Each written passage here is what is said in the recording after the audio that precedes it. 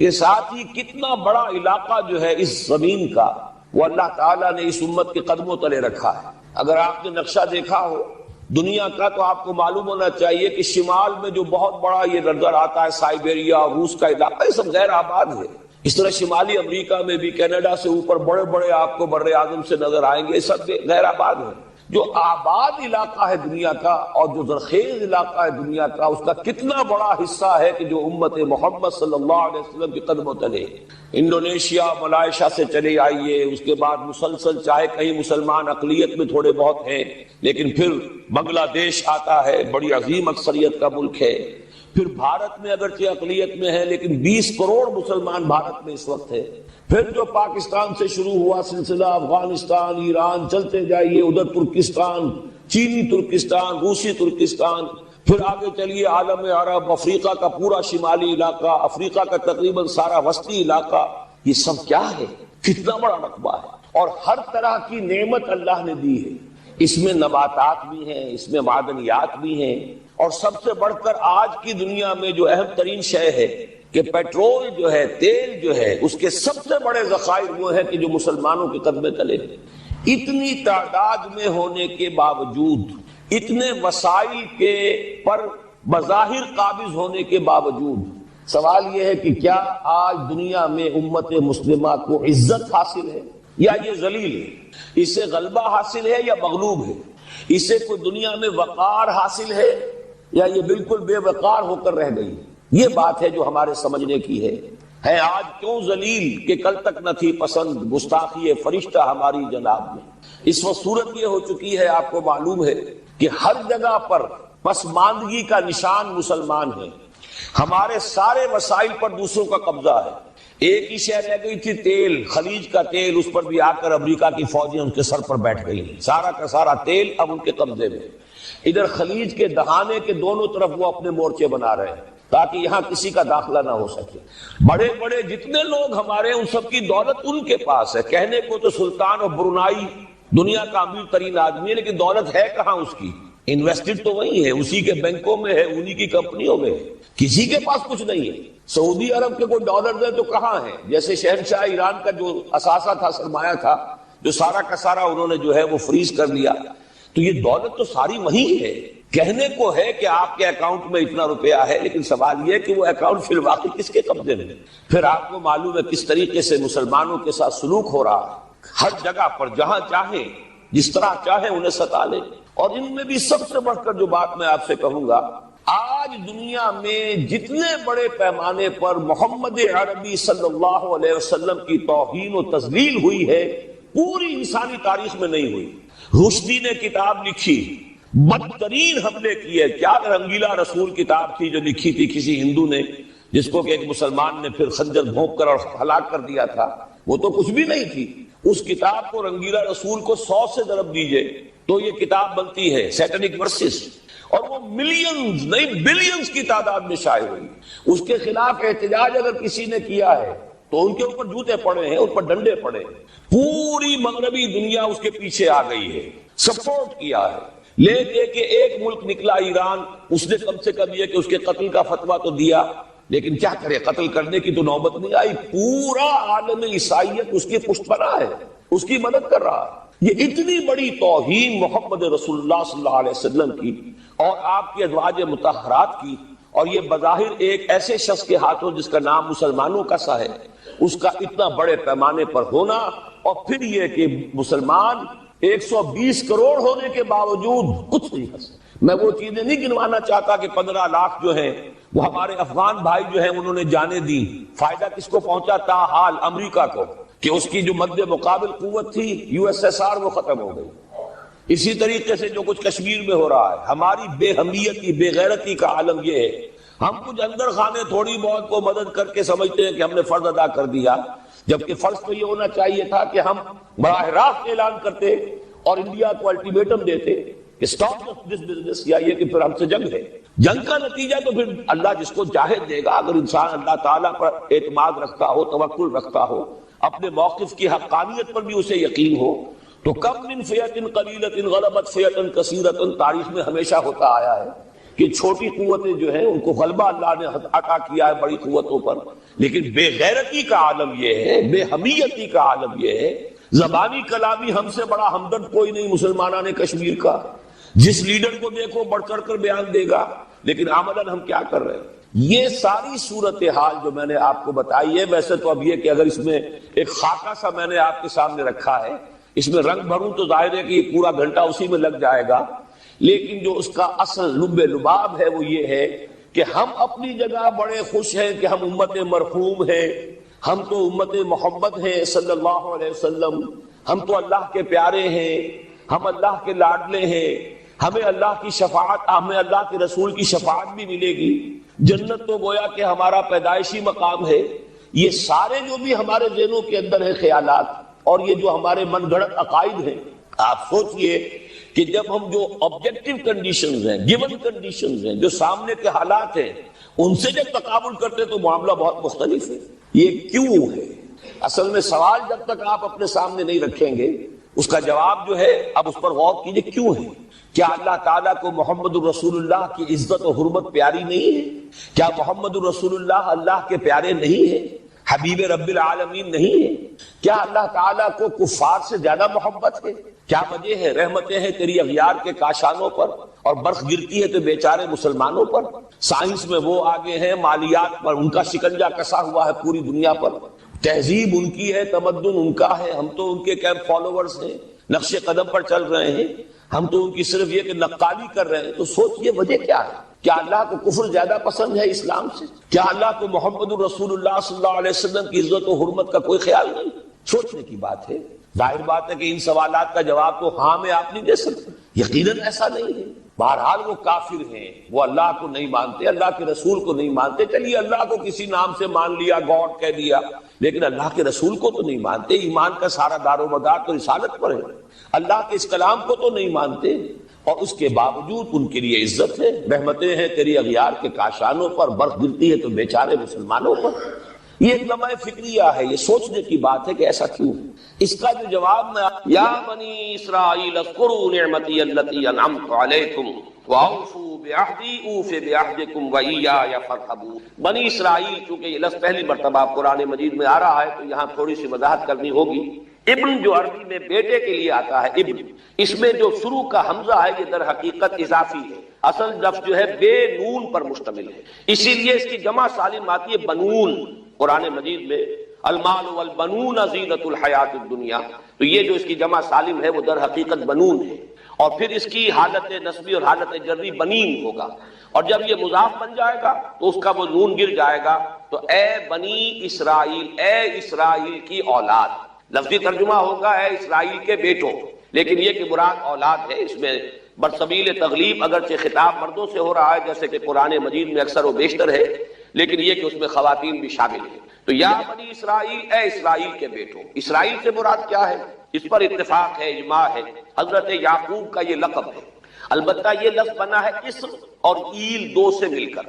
L کا لفظ جو ہے وہ عبرانی زبان میں الہ کے لیے ہے، الہ اور ایل ویسے بھی قریب قریب ہیں، اسی لیے تمام فرشتوں کے نام جبرائیل، میکائیل، اسرائیل، یہ تمام الفاظ کے ساتھ جو ایل آتا ہے یہ در حق اسماعیل بھی، سما اور ایل، چونکہ حضرت ابراہیم علیہ السلام نے دعا کی تھی پروردگار بیٹا عطا فرما، اس اعتبار سے جب اللہ تعالیٰ نے بیٹا عطا فرمایا تو اسماعیل نام رکھا، یعنی اللہ نے سن لیا۔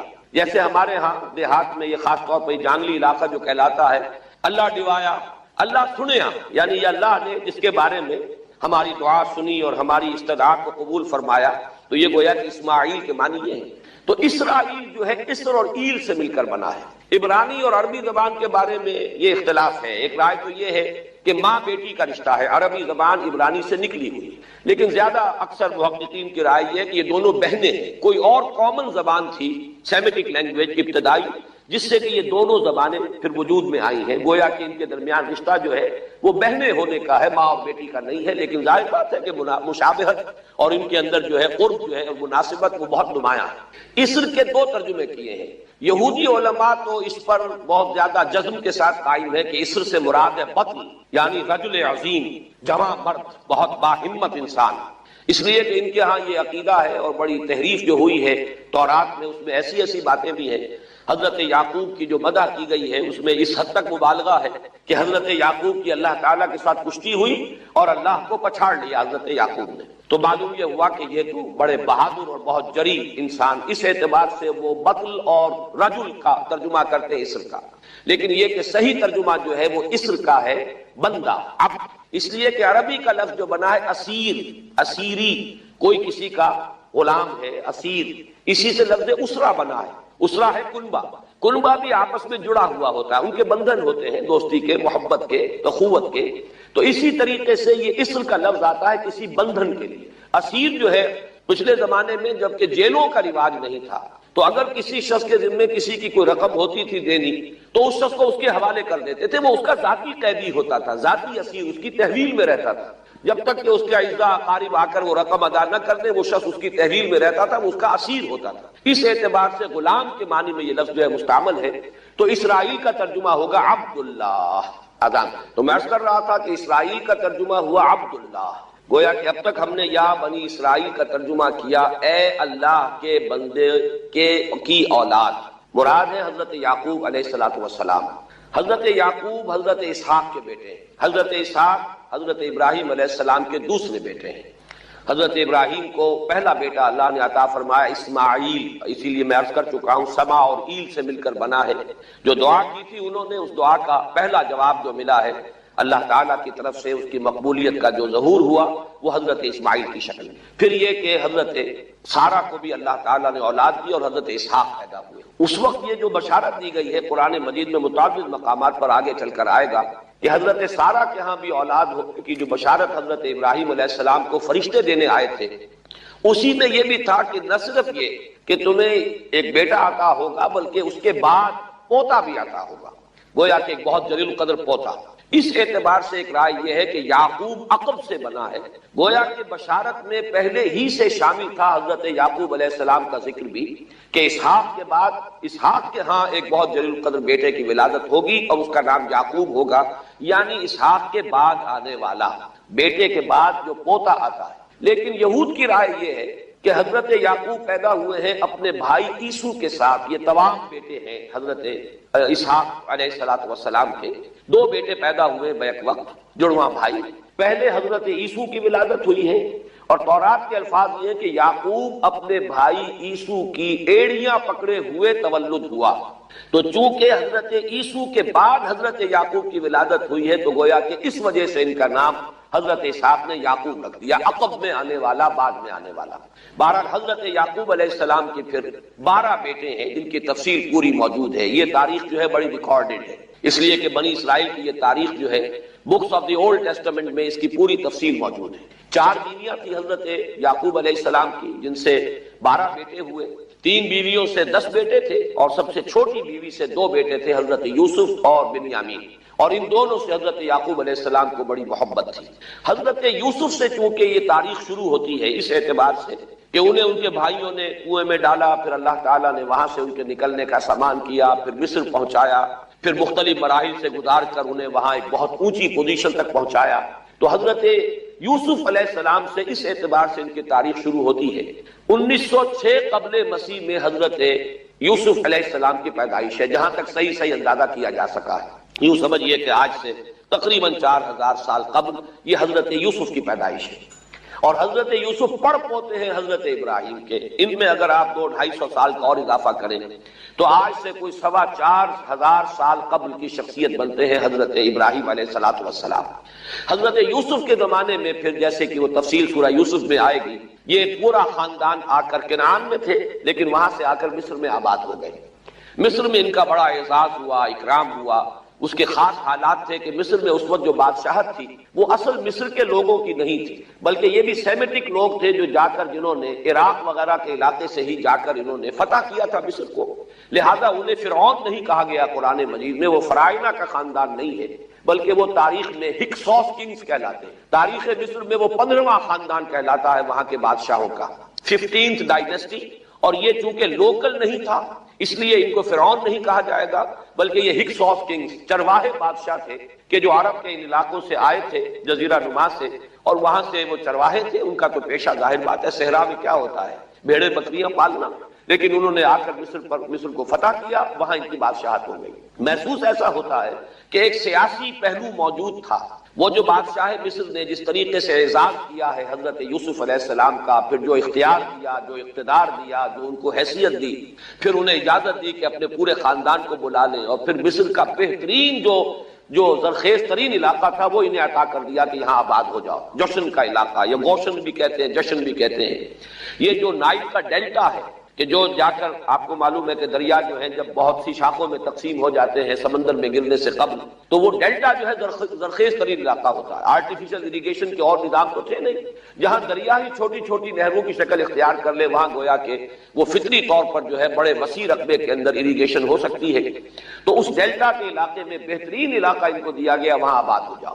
وہاں یہ رہے ہیں گویا کہ پیرزادوں کی حیثیت۔ ابھی ان کے پاس کوئی شریعت نہیں، ابھی کوئی کتاب نہیں ملی، ابھی صرف یہ ایک خاندان ہے، حضرت ابراہیم کی نسل کا ایک خاندان ہے۔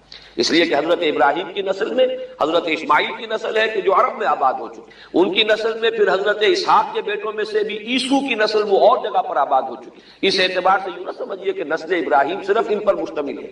اسی طرح بنی قطورہ تیسری جو آپ کی اہلیہ تھی، ان کی اولاد بھی، تو گویا کہ یہ بہت وسیع حلقہ ہے جو اولاد ابراہیم کا ہے۔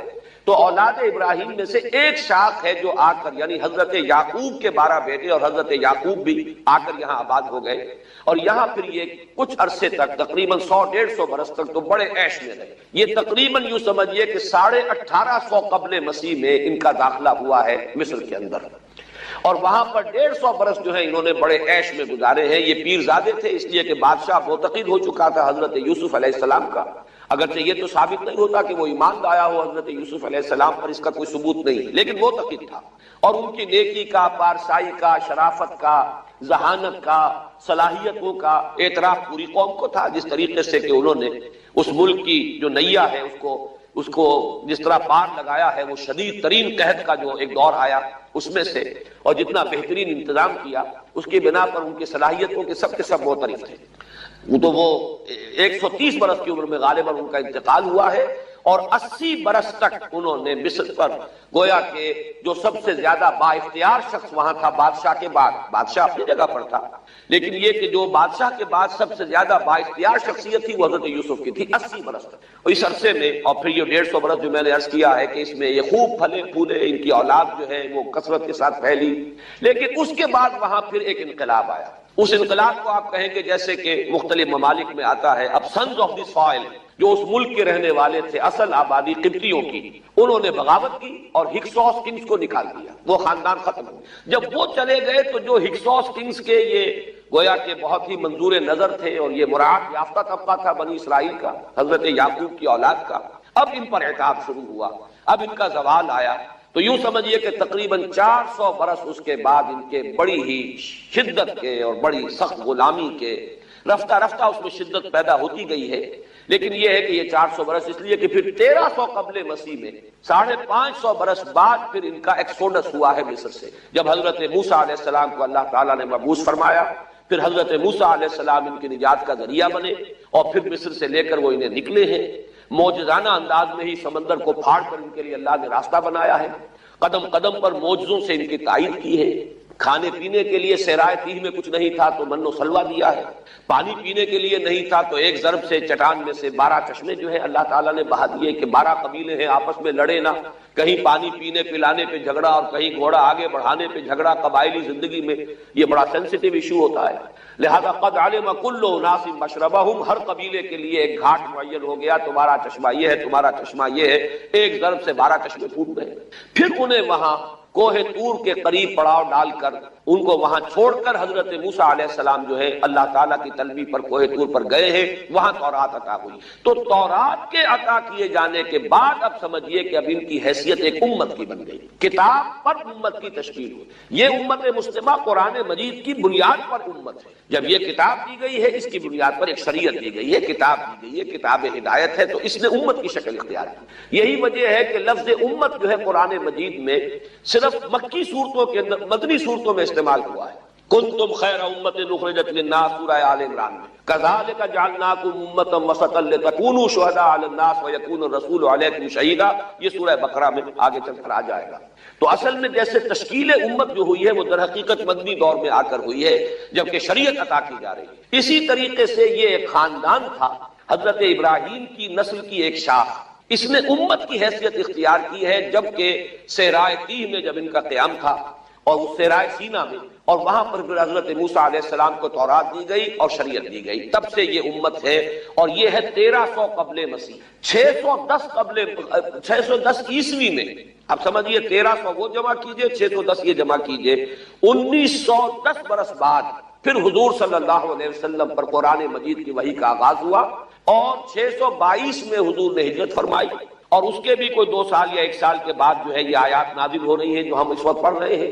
تو یہ سارا جو ہے تاریخی پس منظر ذہن میں رکھیے کہ یہ تقریباً 2000 برس کی تاریخ جو ہے ان کی بحیثیت امت۔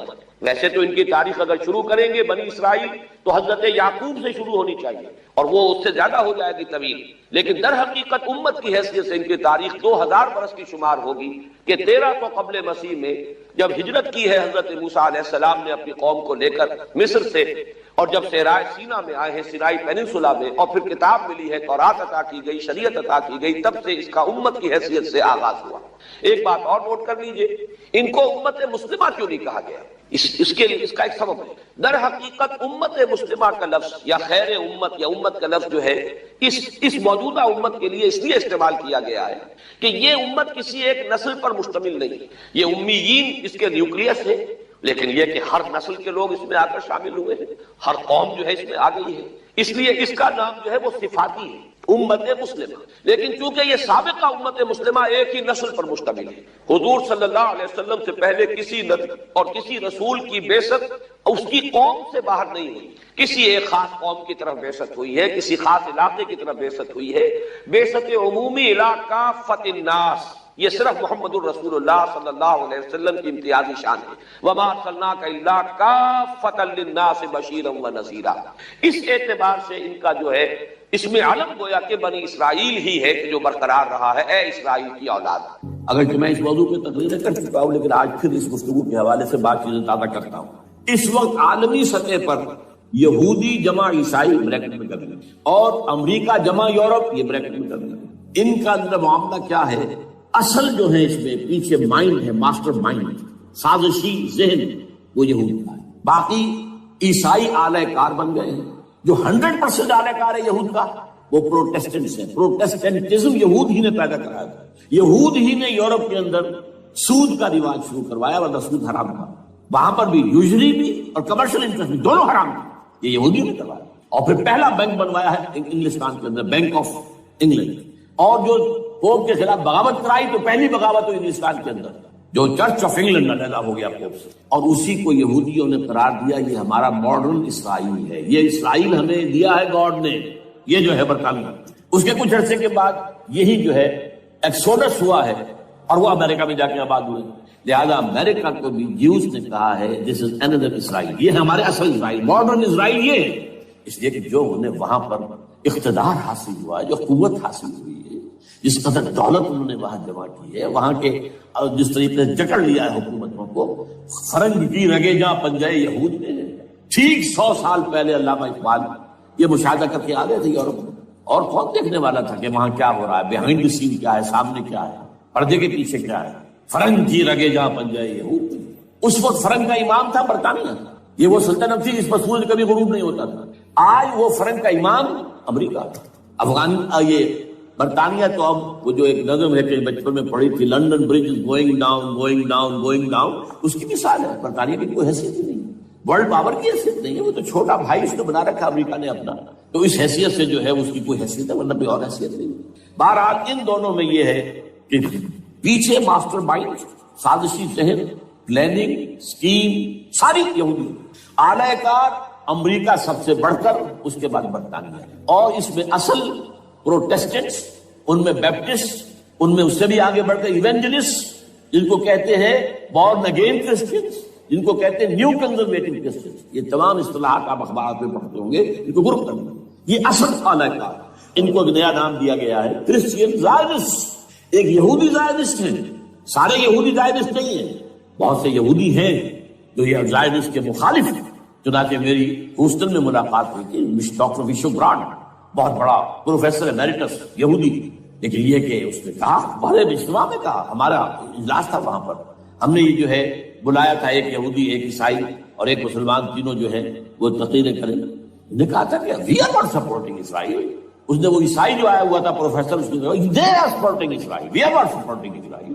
اسی طرح میری جو ہوئی تھی round table conference, round table, اس میں ایک یہودی پروفیسر تھے، وہ ہسٹری کے پروفیسر، میں نام بھول رہا ہوں ان کا، انہوں نے کہا آئی ایم اینٹی زائنسٹ، میں زائنسٹ کے خلاف ہوں۔ تو زائنسٹ جو ہے اصل میں ایک سیکولر یہودیوں کی تحریک ہے، اور اس کے سب سے بڑے سپورٹرز کرسچن زائنسٹ وہ امریکہ میں بیٹھے ہیں۔ یہ ہے صورتحال۔ یہ جان لیجئے کیتھولکس جو ہیں یہ اتنے پرو یہودی نہیں ہیں، اب رفتہ رفتہ وہ بھی اس کے اندر آ کر شامل ہو گئے۔ یورپ جو ہے زیادہ کیتھولکس، رومن کیتھولکس کا یہ بھی آپ نے جملہ پڑھ سنا ہوگا کہ یہ جو ترکی جو ہے ہمارا ملک، یہ جو کوشش کرتا رہتا ہے گھسنے کی یورپین یونین کے اندر، تو ایک دفعہ جان شراق نے کہا تھا، بڑا پیارا جملہ تھا، Why doesn't Turkey understand that we are a Christian club؟ یہ ہماری جو یونین ہے یورپین، یہ تو کرسچین کلب ہے، وہ مسلمان ہے، وہ کس وجہ سے آنا چاہتا ہے بندہ، کیوں تو داخل ہونا چاہتا ہے؟ Why doesn't Turkey understand that we are a Christian club؟ لیکن یہ ہے رومن کیتھولکس، اور ان کا میں بعد میں آپ کو بتاؤں گا۔ یہی آپ کو معلوم ہے کہ یورپ نے عام طور پر اسرائیل کا اتنا ساتھ نہیں دیا جتنا جو امریکہ دیتا رہا ہے، اور کسی درجے میں ان کے دلوں میں سافٹ کارنر جو ہے عرب فلسطینیوں کے لیے بھی رہا ہے۔ یہ معاملہ ایران کے بارے میں بھی رہا ہے، جس قدر اسٹرانگ ایکشن امریکہ لینا چاہتا ہے، یہ جو ہے اس کے ساتھ نہیں ہے۔ تو یہ دونوں کا فرق ہے، وہ میں اس کا ایک بنیاد بعد میں بتا دوں گا آپ کو۔ بہرحال ان کا ایک جو ایجنڈا ہے وہ دو، سمجھیے کہ دو اس کے نکات ہیں، دو رسیوں کے مانند یہ آپس میں بٹا ہوا ہے۔ پہلا، عالم اسلام کے مادی اور مالیاتی وسائل، خصوصاً تیل پر قبضہ، یہ ان کا دنیاوی اعتبار سے، دولت کے اعتبار سے، وسائل کے اعتبار سے اس وقت کا ایجنڈا ہے۔ ویسے تو اس سے اوپر وہ چاہتے ہیں پوری دنیا پر، وہ تو بات کی بات ہے، کہ ابھی نہ وہ روس کو چھیڑ رہے ہیں نہ چین کو چھیڑ رہے ہیں۔ چین تو ان کا سب سے بڑا جو ہے بزنس پارٹنر ہے، سب سے بڑا، اور چین کو رفتہ رفتہ وہ اپنی لائن پر لا رہے ہیں۔ اب تو صرف یہ کہ وہ ایک پارٹی گورنمنٹ وہاں رہ گئی ہے جو کہ کمیونزم کے دور کی یادگار ہے، باقی ان کی جو اکانومی ہے وہ تو آ چکی ہے اسی رخ پر جو یورپ کی ہے، مغرب کی ہے۔ نمبر دو ایجنڈا کیا ہے؟ دنیا میں کہیں بھی اسلام کے بحیثیت ایک نظام زندگی ظاہر ہونے کا کوئی موقع نہیں دینا۔ We have to nip the evil in the bud at any cost۔ یہ ان کے ایجنڈے کا دوسرا بڑا ہے۔ یہ دو انٹرٹوائنڈ، جیسے آپ لڑیوں کو پٹ دے کر رسی بناتے ہیں، ایسے یہ دو لڑیے ہیں۔ اسلام کا پولیٹیکل سوشو اکنامک سسٹم کہیں نہ آ جائے، ہو نہ جائے آشکارا شر پیغمبر کہیں، یہ ابلیس نے کنکلوڈ کیا، وہ جو ابلیس کی مجلس شورا ہے، ہو نہ جائے آشکارا شر پیغمبر، کہیں ایسا نہ ہو کہ پیغمبر کی شریعت دنیا کے سامنے آ جائے، پیغمبر کا نظام آ جائے۔ الحذر، آئین پیغمبر سے 100 بار الحذر، حافظ ناموس زن، مرد آزما مرد آفری، یہ معاشرتی نظام ہو گیا۔ موت کا پیغام ہر نوع غلامی کے لیے، نہ کوئی فخور و خاکہ نہ گدائے رہنشی، یہ سیاسی نظام آ گیا، اور کرتا ہے دولت کو ہر آلودگی سے پاک و صاف، منعموں کو مال و دولت کا بناتا ہے امین، تم دولت کے امین و مالک نہیں ہو۔ اور اس سے بڑھ کر اور کیا فکر و عمل کا انقلاب، بادشاہوں کی نہیں اللہ کی ہے یہ زمین، ان الارض للہ، یہ نظام کہیں نہ آ جائے، یہ ہے جس پہ کہ وہ خطرہ محسوس کر رہا تھا۔ اور اس کے بعد یہ کہتے ہیں، یہ تو تھا عصر حاضر کے تقاضے، لیکن یہ کہ صورتحال کیا ہے، ہو نہ جائے آشکارا شر پیغمبر کہیں، ہے یہی، یہ معاملہ اس طرح رکھو کہ خود مومن ہے محروم یقین، یہ غنیمت ہے کہ خود مومن ہے محروم یقین۔ ہمیں اگر کوئی سہارا ملتا ہے تو اس سے کہ مومنوں کو بھی، نام نہاد مسلمانوں کو بھی اپنے اس نظام پر یقین ہے، وہ نماز پر یقین رکھتے ہیں، روزے پر رکھتے ہیں، زکوٰۃ کو بھی جو بھی اللہ تعالیٰ نے جس کو توفیق دیتا ہے، حج کرتے ہیں، عمرے کرتے ہیں، یہ ہے سب، لیکن یہ کہ یہ غنیمت ہے، چشم عالم سے رہے یہ پوشیدہ یہ آئین تو خوب۔ وہ ابلیس کہتا ہے کہ یہ آئین چشم عالم سے پوشیدہ رہنا چاہیے، یہ غنیمت ہے کہ خود مومن ہے محروم یقین۔ ہمارے لیے جو ہے اگر کوئی سانس لینے کی جگہ ہے وہ یہ ہے، حوصلہ افزائی اگر ہے تو اس میں ہے کہ خود مومن محروم یقین ہے، اس کے سامنے وہ راستہ ہے ہی نہیں۔ اب لیجیے یہودیوں کے ایجنڈے کو میں تجزیہ کر رہا ہوں۔ سب سے پہلے world bank, IMF، globalisation, TRIPS, ان تمام ہتھ کنڈوں کے ذریعے عالمی مالیاتی استعمار، جو بظاہر امریکہ کا ہوگا حقیقت یہود کا ہوگا. یہودیوں کے نزدیک پوری نوع انسانی حیوانوں کے مانند ہے. They are not human beings, they are goyams, they are Gentiles. یہ انسانی شکل میں حیوان ہیں. اور جیسے حیوانوں کو ایکسپلائٹ کرنا، استعمال کرنا انسانوں کا حق ہے. گھوڑے کو آپ باندھتے رہے ہیں نا ٹانگے کے آگے، اور بیلوں سے آپ ہل جتواتے رہے ہیں، تو جیسے یہ حق ہے ایسے ہمارا حق پوری دنیا کے جو ہے وسائل ان کو کھینچے. ہاں جیسے گھوڑے اور بیل کو بھی کچھ نہ کچھ دانا تو ڈالنا پڑتا ہے، چارہ بھی دینا پڑتا ہے، تو ان کو بھی کچھ دو. یہ پوری نوع انسانی ورکرز بن کر رہ جائے، حیوان بن جائیں، بالکل شہوت کے غلام بنا دو انہیں، اخلاقی اقدار کا بیڑا غرق کر دو، خاندانی نظام کو تہوبارہ کر دو. یہ باقاعدہ جو protocols of the elders of دی زائن سب میں موجود ہے لکھا ہوا، جو 1897 میں انہوں نے پاس کیا اپنا پروگرام بیسل میں، سوئٹزرلینڈ کا ایک شہر ہے. Protocols of the elders of دی زائن. ان کو حیوان بنا دو، بس حیوانوں سے کام لیتے رہو. ہاں ان کی کمائی کا کچھ حصہ ان کے لیے چھوڑ دو، وہ بھی زندہ رہیں، وہ بھی آخر کام کیسے کریں گے. اور اصل جو ہے ملائی کھینچ دو اپنے اس نظام کے ذریعے سے. World bank, IMF، stock exchange, TRIPS, globalisation, اس کے ذریعے سے عالمی مالیاتی استعمار. نمبر 2 ایک ہے ان کا ایجنڈا، یہ تو عالمی ہے. دوسرا ایجنڈا کیا ہے؟ وہ لوکل ہے. وہ کیا ہے؟ گریٹر اسرائیل کا قیام، جس میں مصر کا سارا زرخیز علاقہ شامل ہوگا، جو ڈیلٹا کا علاقہ کہلاتا ہے، جہاں کے اس وقت کے بادشاہ نے، حضرت یوسف علیہ السلام کے زمانے کے بادشاہ نے، وہ فرعونہ کے خاندان میں سے نہیں تھا، وہ عرب تھا. عربوں ہی سے کسی وقت کوئی قوم آئی تھی جو کہ مصر پر قابض ہو گئی تھی. اس نے حضرت یوسف کے خاندان کو لا کے وہاں آباد کیا. بہترین جشن کا علاقہ کہلاتا ہے، بہترین. وہ کہتے ہیں ہمارا ہے، ہم رہے وہاں پر کئی سو برس تک رہے. عراق ہمارا ہے، وہاں ہمیں قید میں رکھا گیا، نبوکدنضر لے گیا تھا. عرب کا شمالی حصہ جو ہمارا ہے، وہاں خیبر میں یہودی قلعے تھے، اور وہاں مدینے کے اندر جو ہے 3 قبیلے یہودی تھے جنہیں محمد نے صلی اللہ علیہ وسلم نے وہاں سے نکال پار کیا تھا. جارڈن وارڈن، یہ ترکی کا بھی کچھ حصہ ہمارا ہے. باقی پورا لبنان اور پورا فلسطین، یہ سب اس کے اوپر بنے گا ایک greater Israel. This is there local agenda. اور اس کے لیے ضروری ہے ایک بہت بڑی جنگ. ایسے آسانی سے نہیں ہو جائے گا. آرمگیڈون، جس کو حضور نے فرمایا الملحمۃ العظمیٰ، الملحمۃ الکبریٰ، بہت بڑی جنگ، جس کی خوفناکی اور تباہناکی کا اندازہ اس سے کیجیے. حضور فرماتے ہیں کہ اگر ایک باپ کے 100 بیٹے یا ایک دادا کے 100 پوتے ہوں گے تو ان میں سے 99 ختم ہو جائیں گے، ایک بچے گا. اور ایک جگہ فرماتے ہیں اتنی اموات ہوں گی، اتنی لاشیں ہوں گی کہ ایک نفاست پسند پرندہ جو ہے، جو گندگی پہ نہیں اترنا چاہتا. ایک تو ہے یہ کوے، چیلیں، گدھ، وہ تو گندگی کی تلاش میں مردار کھانے کے لیے، وہ تو لاشوں کو نوچ رہے ہوں گے. وہ پرندہ جو ہے نفاست پسند پرندہ، وہ نہیں اتر سکے گا، اڑتا اڑتا چلا جائے گا، لیکن لاشوں کا سلسلہ ختم نہیں ہوگا، یہاں تک کہ تھک ہار کر لاشوں پر گر جائے. یہ دور نہیں ہے، اس لیے کہ اس پر متفق ہیں یہودی بھی اور عیسائی. پروٹسٹنٹس عیسائی اس کے پر پوری طرح متفق ہیں. آرمگیڈون، جسے آپ 3rd ورلڈ وار کہہ لیں، الملحمۃ العظمیٰ کہہ لیں، الملحمۃ الکبریٰ کہہ لیں، حضور کے الفاظ میں یہ آئے گا. اس کے نتیجے میں گریٹ اسرائیل بنے گا. نمبر 3 پھر بنے گا 3rd ٹیمپل، جو ٹائٹس نے گرا دیا تھا 70 میں، سن 70 عیسوی، جسے گرے ہوئے کتنا عرصہ ہو گیا؟ 2008 اندازہ کر لیجیے.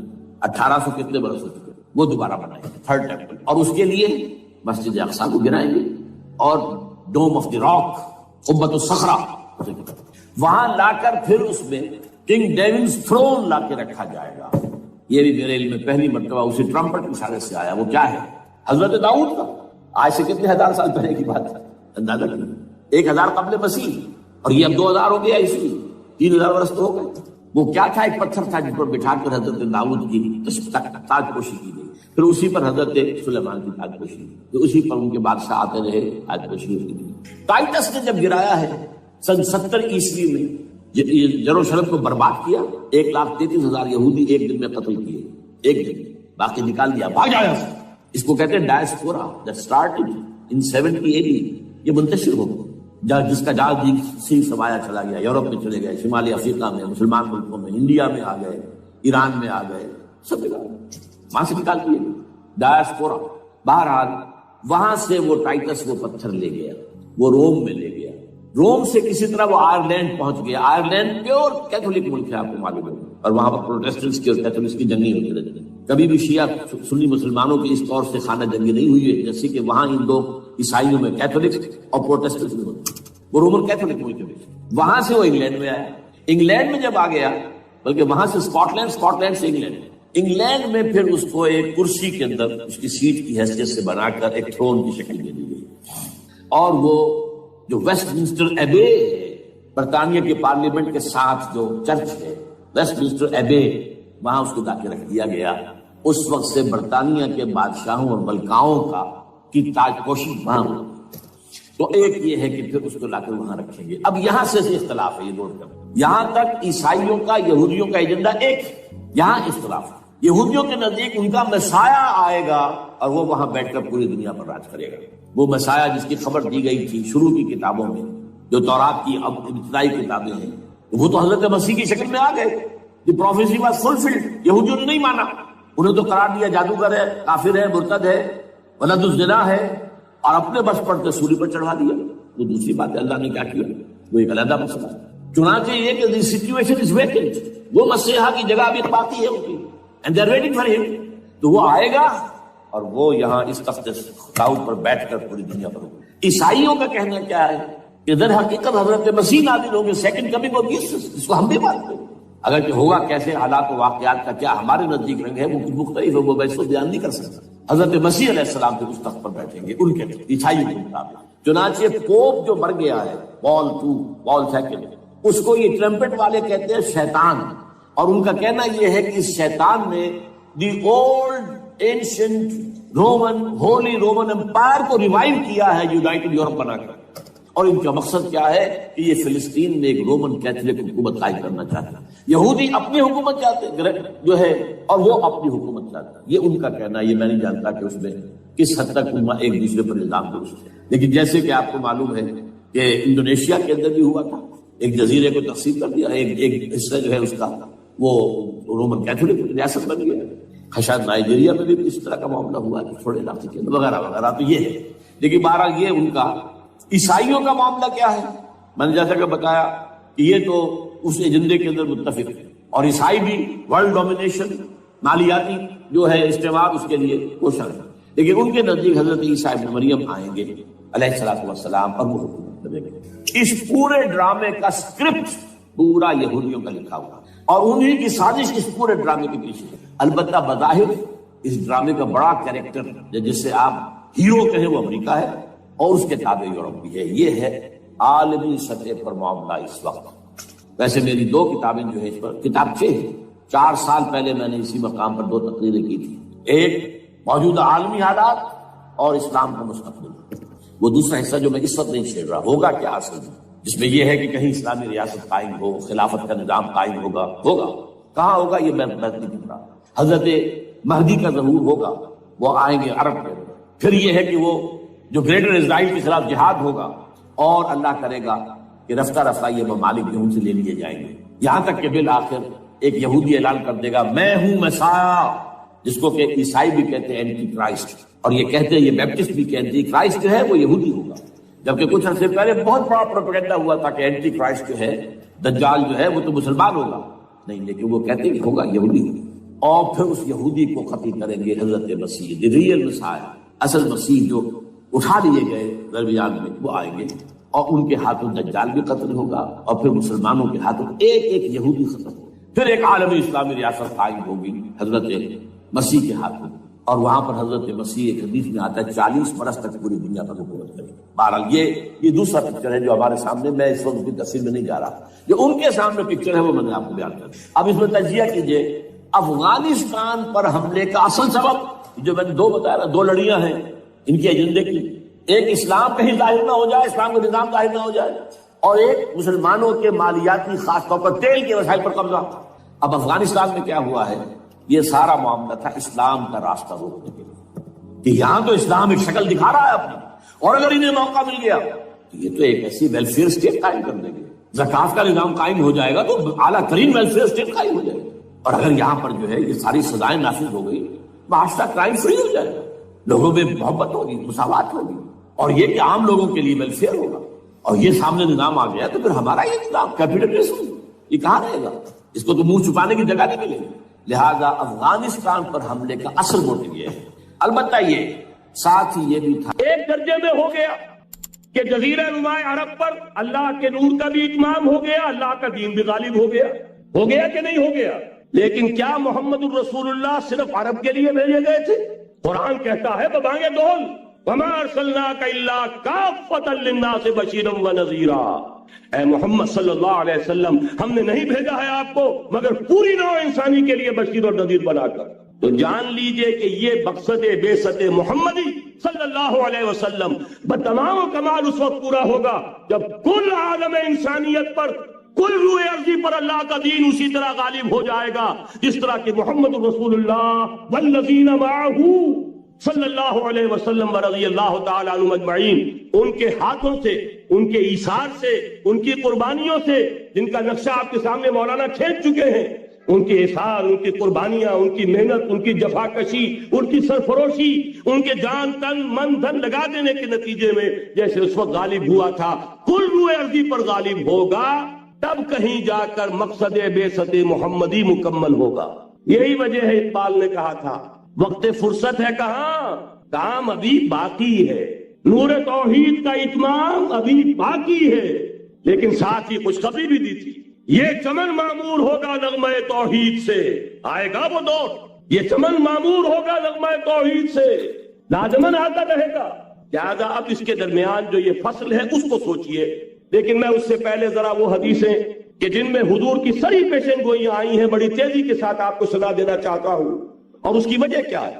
یہ زمینی حالات جنہیں میں نے کہا تھا انہیں دیکھیں، ظاہر بات ہے کبوتر کی طرح آنکھیں بند کرنے کا تو فائدہ نہیں، حقیقت کو دیکھنا پڑے گا، حقیقت کو دیکھتے ہیں تو دل بیٹھ جاتا ہے، مایوسی کے اندھیارے چھا جاتے ہیں، امید کی کوئی کرن کہیں نظر نہیں آتا، کہاں نظر آتا؟ مولانا نے کتنا عمدہ نقشہ کھینچا ہے، کہاں ہے وہ اسلام؟ مسلمان تو ہیں 1 ارب سے زیادہ ہیں، لیکن کوئی پوچھے 1 انچ زمین دکھاؤ جہاں اسلام تم نے نافذ کیا، تو وہاں ہمارے ہاتھوں کے طوطے اڑ جائیں گے۔ نتیجہ یہ ہے کہ حالات تو زمینی جو ہے وہ ہے مایوس کن۔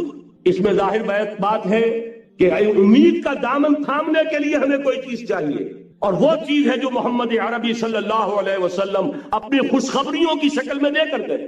آپ نے اپنے دور سے لے کر قیامت تک 5 دور گنوا دیے، تکون النبوۃ فیکم ما شاء اللہ ان تکون ثم يرفع اللہ اذا شاء يرفعها ثم تكون خلافة على منهاج النبوة ثم تكون ملكا عاضا ثم تكون ملكا جبريا ثم تكون خلافة على منهاج النبوة۔ یہ طویل حدیث کا میں نے صرف خلاصہ سنایا ہے آپ کو۔ مسند احمد ابن حنبل کی روایت ہے، حضرت نعمان ابن بشیر راوی ہے رضی اللہ تعالی عنہ، پہلا دور دور نبوت، دوسرا دور دور خلافت علی منہاج النبوہ، نبوت کے نقش قدم پر خلافت جسے ہم خلافت راشدہ کہتے ہیں، تیسرا دور مسلمانوں کی حکومتیں لیکن وہ ملوکیت کا دور، ملکن عاقن، اور ان میں ظاہر بات ہے کہ عاقن بھی تھی، جہاں ان میں خوبیاں تھیں وہاں برائیاں بھی تھیں۔ وہی حجاج ابن یوسف جس نے ایک مسلمان لڑکی کے خط کے اوپر فوج بھیجی ہے، وہی حجاج ابن یوسف ہے کہ سینکڑوں تابعین کے سر اس نے قلم کرائے ہیں، وہی حجاج ابن یوسف، وہی خلیفہ کہ جس نے فوج کشی کی اجازت دی تھی سندھ پر، وہی خلیفہ ہے جس نے بلا کر محمد ابن قاسم کو شہید کیا ہے کہ یہ پاپولر ہوتا چلا جا رہا ہے، ملوکیت کے لیے تو اس سے بڑا خطرہ اور کوئی نہیں، اس لیے کہ سندھ کے ہندوؤں نے ان کے بت بنا لیے تھے۔ یہ نوجوان در جوانی توبہ کردن سیوائے پیغمبریس، یہ نوجوان اور اتنا نیک اور پارسا ان کے بت بنا کر مندروں میں رکھ دیے گئے۔ اندیشہ ہو گیا کہ یہ تو پاپولر ہو گیا تو ہمارے خلاف بغاوت کر دے گا، بلا کر شہید کر دیا گیا۔ بہرحال تیسرا دور تھا وہ ملکن عاضن، کٹ کھلی ملوکیت۔ چوتھا دور تھا ملکن جبرین، غلامی کی ملوکیت۔ پہلے کم سے کم بادشاہ مسلمان نام کے تو تھے، اب تو ہم ملکہ برطانیہ کے زیر نگیں تھے، تاج برطانیہ کے غلام تھے، کہیں ولندیزیوں کے غلام تھے، کہیں کسی اور کے غلام تھے، کہیں اطالیوں کے غلام تھے، کہیں فرانسیسیوں کے غلام تھے۔ یہ چوتھا دور نوٹ کر لیجئے، آدھا ختم ہو گیا، آدھا باقی ہے۔ براہ راست غلامی کا دور ختم ہو گیا، لیکن ریموٹ کنٹرول والی انہی کی غلامی اب بھی چل رہی۔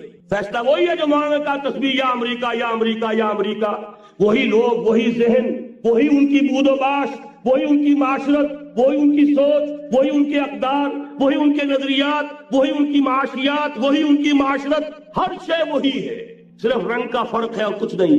نظام ابھی وہی ہے، چلانے والے بھی انہی کے پرستار ہیں، بلکہ ریموٹ کنٹرول سے وہی چلا رہے ہیں۔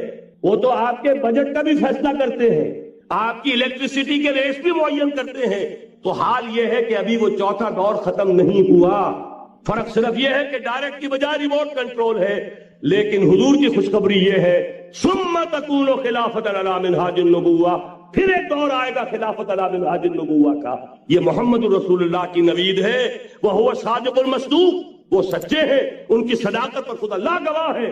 لہذا وہ دور آ کر رہے گا، اس میں کسی بھی بندہ مومن کے لیے کسی شک و شبے کی کوئی گنجائش نہیں. اگلی حدیث اگلی سنیے. اب جب یہ دور آئے گا تو عالمی ہوگا، نیو ورلڈ آرڈر نہیں ہوگا، جسٹ ورلڈ آرڈر ہوگا. یہ نیو ورلڈ آرڈر NWO، حقیقت میں نیو ورلڈ آرڈر ہے JWO، لیکن اسی کو بدلنا ہے جسٹ ورلڈ آرڈر آف اسلام، اور وہ گلوبل ہوگا. 2 حدیثوں کا تذکرہ کر دوں. حضرت ثوبان حضور کے ایک آزاد شدہ غلام تھے. وہ روایت کرتے ہیں، مسلم شریف کی روایت ہے، یہ صحیحین میں فرماتے ہیں کہ حضور نے ارشاد فرمایا ان اللہ زوالی الارض فرأیت مشارقها ومغاربها وان امتی سیبلغ ملکها ما زوی لی منها رواہ مسلم رحمہ اللہ. حضور فرماتے ہیں اللہ تعالیٰ نے میرے لیے پوری زمین کو لپیٹ دیا، یہاں تک کہ میں نے اس کے سارے مشرق دیکھ لیے، سارے مغرب دیکھ لیے. اور سن لو مجھ سے، ٹیک اٹ فرام می، میری امت کی حکومت ان تمام علاقوں پر قائم ہو کر رہے گی جو مجھے زمین کو لپیٹ کر اور سکیڑ کر دکھا دیے گئے. گلوبل ہوگی کہ نہیں؟ دوسری حدیث سنیے، یہ پھر مسند احمد ابن حنبل کی ہے. حضرت مقداد ابن اسود رضی اللہ تعالی عنہ فرماتے ہیں حضور نے فرمایا لا يبقى على ظهر الارض بيت وبر ولا مدر الا ادخله الله كلمة الاسلام بعز عزيز وذل ذليل اما يعزهم الله فيجعلهم من اهلها او يذلهم فيدونون لها. یہ ہے حدیث مسند احمد ابن حنبل کی. اور حضرت مقداد فرماتے پھر میں نے کہا اچھا تب تو ہو جائے گی وہی بات وَيَكُونَ الدِّينُ كُلُّهُ لِلَّهِ، دین کل کا کل اللہ کے لیے ہو جائے گا. حدیث کا ترجمہ یہ ہے کہ حضور نے فرمایا روئے زمین پر نہ کوئی اینٹ گارے کا بنا ہوا گھر رہے گا، نہ کوئی اونٹ کے بالوں کے بنے ہوئے کمبلوں کا خیمہ رہے گا جس میں اللہ تعالیٰ کلمہ اسلام کو داخل نہ کر دے. لیکن یہ داخلہ 2 طریقے سے ہوگا، بعز عزیز وذل ذلیل، یا صاحب عزت کے اعزاز کے ساتھ یا کسی مغلوب کی مغلوبیت کے ساتھ. یعنی یا تو اللہ تعالیٰ ان کا اعزاز فرمائے گا اور وہ کلمہ اسلام کے خود قائل ہو جائیں گے. جب گھر والا خیمے والا اسلام لے آئے گا تو اسلام اس کے گھر میں داخل ہوگا، اس کو بھی عزت نصیب ہوگی. وَلِلَّهِ الْعِزَّةُ وَلِرَسُولِهِ وَلِلْمُؤْمِنِينَ، عزت تو حق ہے اللہ کا، اس کے رسول کا اور اہل ایمان کا. اور اگر وہ اسلام قبول نہیں کرے گا تو یؤتُ الْجِزْیَةَ عَنْ یَدٍ وَهُمْ صَاغِرُونَ، چھوٹے ہو کر رہنا پڑے گا، جزیہ دینا ہوگا، اسلام کی بالادستی قبول کرنی ہوگی. بتائیے اس کے بعد بھی کوئی شک ہے؟ یہ ہے آسمانی نقشہ. یہ اللہ فرما رہے ہیں وَاللَّهُ مُتِمُّ نُورِهِ وَيَأْبَى اللَّهُ إِلَّا يُتِمَّ نُورَهُ لِيُظْهِرَهُ عَلَى الدِّينِ كُلِّهِ وَلَوْ كَرِهَ الْمُشْرِكُونَ. یہ اللہ کا فیصلہ ہے. ادھر يُرِيدُونَ لِيُطْفِئُوا ہے، یہ زمینی نقشہ ہے. اب شکل کیا ہے؟ اب میں آپ سے عرض کر دوں کہ ان دونوں کے مابین جو خلا نظر آ رہا ہے، کوئی شخص یقین کے ساتھ نہیں کہہ سکتا کہ اب حالات کا کیا رخ ہوگا. اس لیے کہ ظاہر بات ہے قرآن مجید میں مستقبل کے بارے میں خود حضور سے کہلوایا گیا وَإِنْ أَدْرِي أَقَرِيبٌ أَمْ بَعِيدٌ مَا تُوعَدُونَ. لوگوں مجھے معلوم نہیں ہے کہ جس بات کی تمہیں خبر دی جا رہی ہے وہ قریب آ چکا ہے یا دور ہے. وَإِنْ أَدْرِي لَعَلَّهُ فِتْنَةٌ لَكُمْ وَمَتَاعٌ إِلَىٰ حِينٍ، اور میں نہیں جانتا، ہو سکتا ہے اللہ کچھ اور مہلت دے دے تمہیں اور کچھ اور آزمائش جو ہے اس کے لیے تمہارے لیے کوئی اور مہلت عطا فرما دے، ہو سکتا ہے. تو میں بھی کسی دعوے سے نہیں کہہ رہا، لیکن 2 امکانات ہیں. امکان نمبر 1 کیا ہے؟ ابھی عالم اسلام کا ایک سالڈ بلاک ہے جو یہودی ورلڈ آرڈر کی نگاہوں میں کھٹک رہا ہے. میں کھٹکتا ہوں دل یزداں میں کانٹے کی طرح. اگرچہ ان کی اسٹریٹجی کیا ہے؟ ایک ایک کر کے ان کے حصے بکھرے کر کے تیا پانچا کرو. ابھی وہ بلاک کون سا ہے؟ ایران ہے، افغانستان ہے، پاکستان ہے اور روسی ترکستان سے آزاد ہونے والی جو ریاستیں ہیں، یہ ایک سالڈ بلاک. یہ عجمی مسلمان عربی نہیں، عربی گئے، یہ نوٹ کر لیجئے. اس لیے کہ عربوں کو اللہ نے فضیلت دی تھی، محمد ان میں سے تھے صلی اللہ علیہ وسلم، یہ رتبہ بلند ملا جن کو مل گیا. لیکن ساتھ ہی اللہ نے دھمکی بھی دے دی تھی سورہ محمد میں ان تتولوا یستبدل قوما غیرکم، اگر تم پیٹھ دکھا دو گے اس مشن کو جو ہم نے تمہارے حوالے کیا ہے، تمہیں ہٹائیں گے، کسی اور کو لے آئیں. اور یہ بات ہو چکی ہے 13ویں صدی عیسوی میں 1258 میں جب سقوط بغداد ہوا ہے، عربوں کے ہاتھ سے عالم اسلام کی قیادت چھین لی گئی. معذور کر دیا۔ اس کے بعد قیادت کن کے ہاتھوں میں آئی؟ ترکوں کے ہاتھ، ترکان تیموری ہندوستان میں، ترکان صفوی ایران میں، ترکان سلجوقی مڈل ایسٹ میں، اور ترکان عثمانی کا تو کہنا ہی کیا ہے، وہ ایشیا مائنر سے چل کر آپ کو معلوم ہے کہ مشرقی یورپ کا کتنا بڑا علاقہ، دی گریٹ آٹومان امپائر اس صدی کے آغاز تک قائم تھی۔ اس صدی میں عجیب عجیب معجزے ہوئے ہیں۔ گریٹ آٹومان امپائر جو 3 بر اعظموں پر محیط، نام و نشان